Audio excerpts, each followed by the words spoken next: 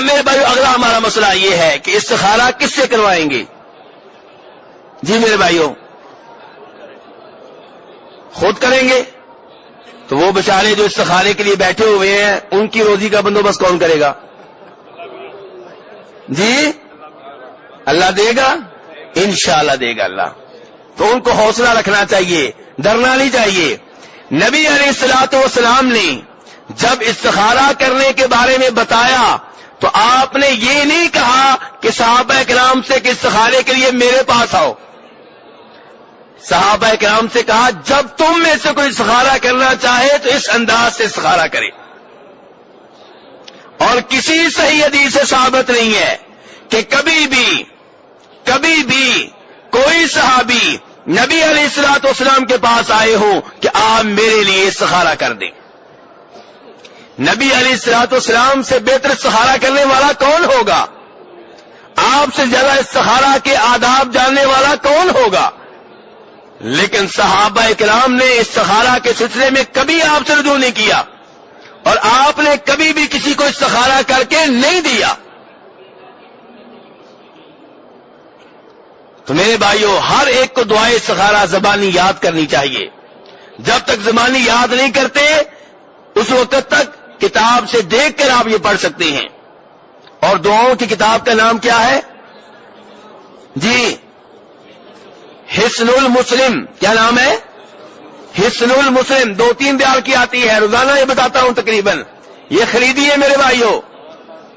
5 کی ہے جی، بھائی کہتے ہیں 5 کی ہے. تو بہرحال 5 ریال کی بھی ہے تو کچھ زیادہ قیمت نہیں ہے. ویسے حرم سے مسجد نبوی سے دور چلے جائیں تو 2-3 ریال کی بھی مل جاتی ہے. بہرحال کہنے کا مطلب یہ ہے میرے بھائیوں، یہ کتاب لیں جس میں دعائیں ہیں نبی علیہ الصلوۃ والسلام کی بتائی ہوئی اور حوالے کے ساتھ. اس میں دعائے استخارہ بھی آپ کو ملے گی. تو جناب جابر بن عبداللہ رضی اللہ تعالی عنہما کہتے ہیں، کون سے صحابی روایت کر رہے ہیں جی؟ جابر بن عبداللہ. یہ آپ کو انشاءاللہ احادیث کا حافظ بنانا ہے. آپ ڈرے نہیں کہ اتنے نام کیسے یاد ہوں گے، آپ ہمت تو کریں، اللہ مدد کرے گا. تو استخارے والی حدیث نبی علیہ الصلوۃ والسلام سے نقل کرنے والے صحابی کا نام کیا ہے؟ جابر بن عبداللہ رضی اللہ تعالی عنہما.